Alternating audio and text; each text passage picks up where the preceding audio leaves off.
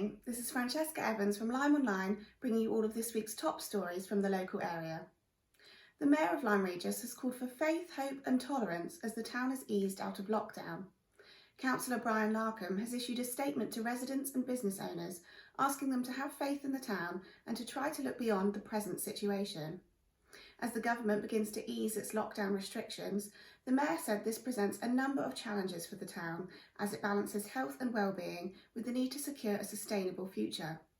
Councillor Larkham said this has been made more difficult by Lyme's heavy dependence on tourism, adding that the well-being of residents was the uppermost concern. He has called for level heads and respect for others as they deal with different aspects of the virus. The Mayor's full statement can be read on the LymeOnline website.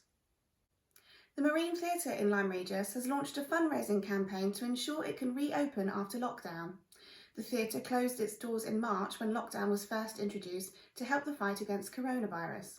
This means ticket sales have been put on hold, with many events cancelled or rescheduled, resulting in a loss of 80% of its income. The Marine has now launched an online appeal with the aim of raising £21,000 to ensure it can reopen successfully when restrictions are lifted.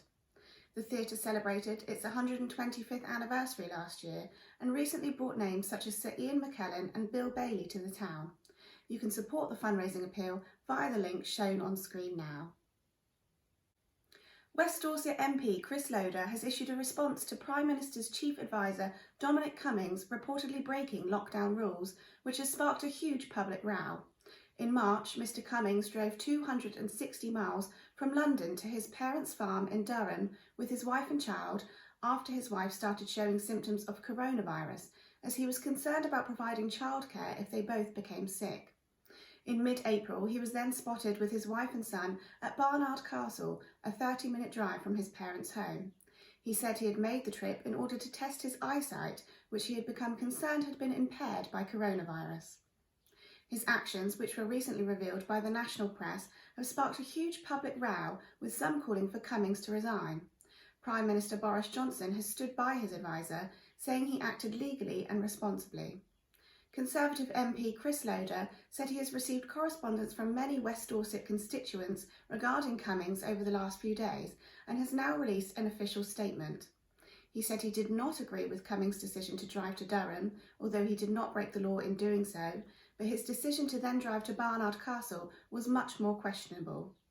He added that the government had a moral responsibility to ensure guidance on the coronavirus lockdown continued to be followed, and he asked the government to consider this single point when it comes to Cummings' future.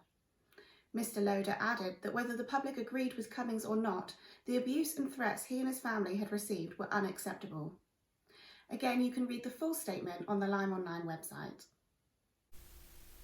Local fire crews have been among those tackling a wildfire at Wareham Forest over the past week, described as one of the most devastating forest and heath fires in Dorset in living memory.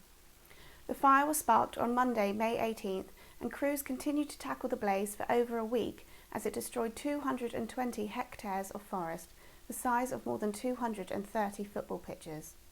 Dry and windy conditions made it difficult to keep the blaze under control, and it was declared a major incident on 2 separate occasions as hotspots continued to flare up.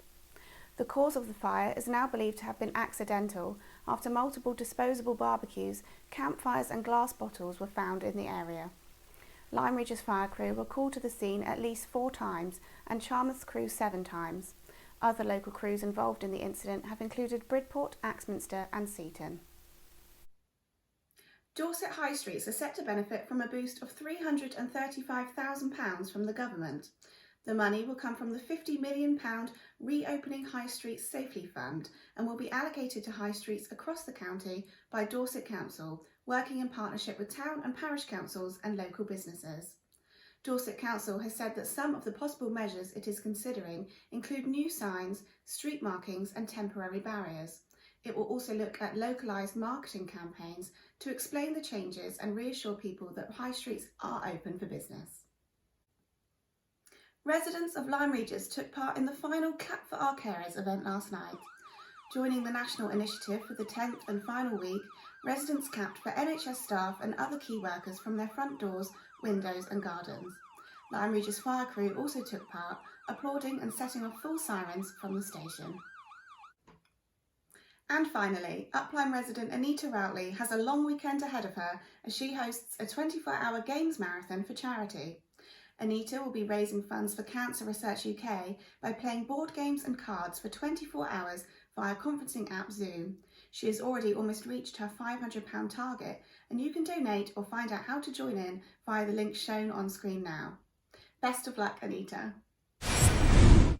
Thanks for watching LymeOnline's video news bulletins. Don't forget to stay up to date with all the latest news on our website throughout the week. But in the meantime, have a great weekend.